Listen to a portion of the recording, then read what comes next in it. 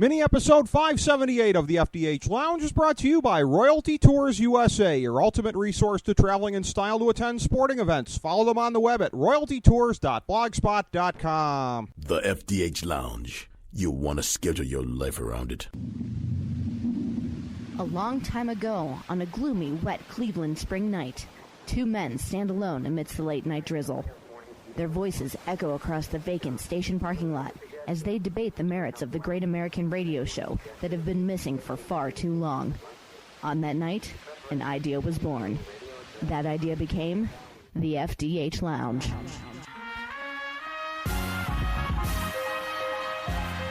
Welcome to the FDH Lounge. Welcome to mini episode 578 of the FDH Lounge. This is FDH managing partner Rick Morris.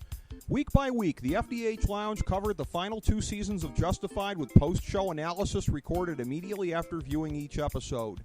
These mini episodes, of course, can be checked out at the same place as the rest of our catalog at the FDH Lounge multimedia magazine, the fdhlounge.blogspot.com, and our second season analysis is also up at notjustanothertvsite.com.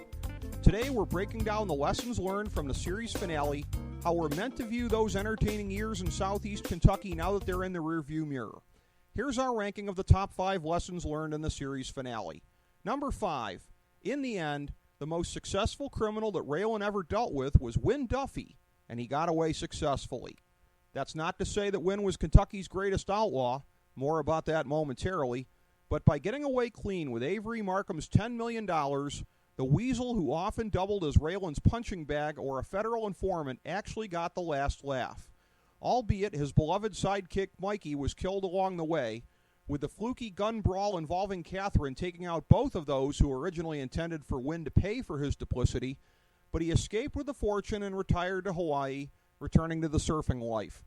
His success at navigating the minefield with Catherine, Avery, Boyd, Ava, and the feds was his crowning achievement as Appalachia's foremost cockroach. Now, with the tip received by Raylan, he could have pursued his old nemesis to the 50th state, even if it was on his own time and dime, as he often worked on cases in Harlan, but the dogged deputy marshal let this one go voluntarily, meaning that Win's big victory came with an asterisk. Somehow, that's the only way it could be so fitting. Number 4. The relationship between Boyd and Ava, which formed the second act of the series, was always more tenuous than it seemed. Ava's crusty uncle, Zach Randolph, was the perpetuator of a family feud with the Crowders due to Bowman's beatings of Ava.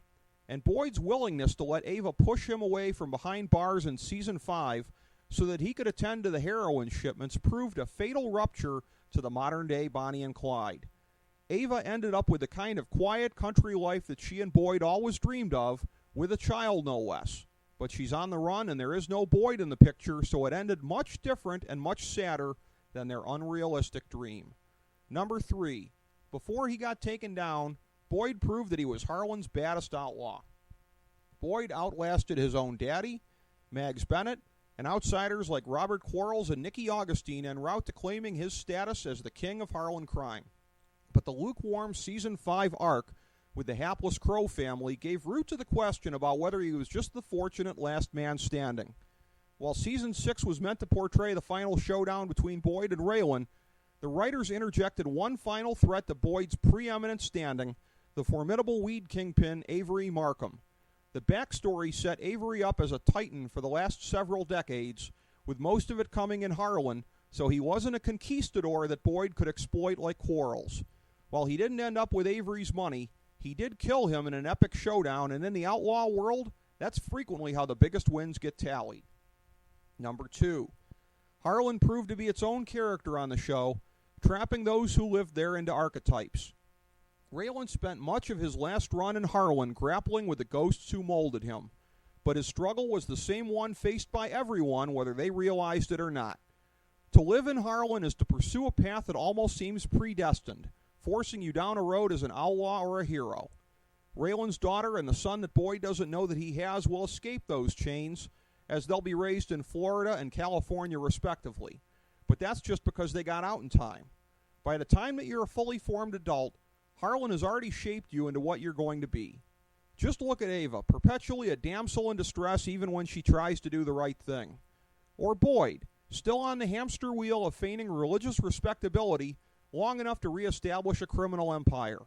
Or Raylan, still unable to provide the domestic wife that Winona craves, driving her into the arms of another beta male, her Gary 2.0. And those are just the people who left Harlan.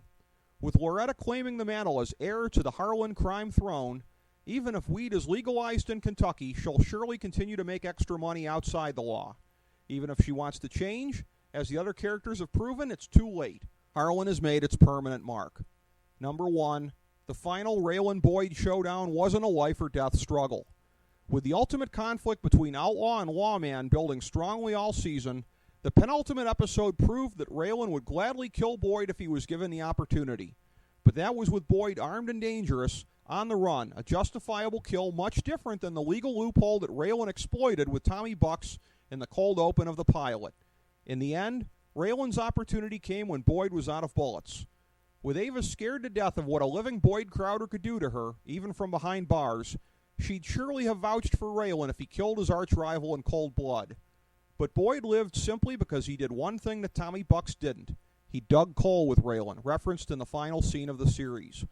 While the two sons of criminals went on divergent paths after their shared experiences beneath Kentucky's surface, there was a shred of humanity that was interjected into their subsequent experiences from that point forward. Yes, it was important for Raylan to beat Boyd, to bring him to justice one way or another, but it had to be the right way. And letting Boyd live didn't mean that Raylan had gone soft on him, as he lied about Ava's death and covered up the birth of the second Zach Randolph. However, even that detail was somewhat ambiguous, as Boyd's musings seemed to indicate that any son of his might do well to avoid his path, and that would be impossible given any tie to Harlan. So there's a chance that the more humane part of Boyd Crowder would be glad that Ava and their son were sheltered from him. In the pilot, Boyd tried to rearrange the Tommy Bucks killing with himself on the winning end and Raylan on the losing end, and Raylan came within a millimeter of killing him. In the finale, with Raylan arguably justified in saving the taxpayers the cost of Boyd's trial and imprisonment, he flinched from cold-blooded murder. In so doing, the writers did justice to one of the greatest frenemy arcs in television history. Thanks for checking out our justified coverage here in the FDH Lounge and at NotJustAnotherTVSite.com. It's one of TV's greatest shows, and it was our privilege to cover it. As we bring the show to a close, we would like to extend our deepest gratitude to NBC, CBS, ABC, Fox, all Clear Channel affiliates, TNT, TBS, USA, UPN, Deadspin.com, YouTube.com, YTMND.com, MySpace.com, various blogs, Fox News, CNN, CNBC, MSNBC, IamBoard.com, Billboard.com, Google.com, ESPN, ESPN2, ESPN News, ESPN Classic, NBA TV, NFL Network, Sports Time Ohio, Athlon Magazine, Comedy Central, Cartoon Network, The Boomerang Channel, QVC, BET, The Spice Channel, Steno Notebooks, Manwich, Papermate Office Supplies, waitresses, strippers, bartenders, garbage men, janitors, microwave popcorn, the writers of The Office, Scrubs, Entourage, My Name is Earl, Oz, Metalocalypse and the Boondocks, Aquafina, and the periodic table of elements.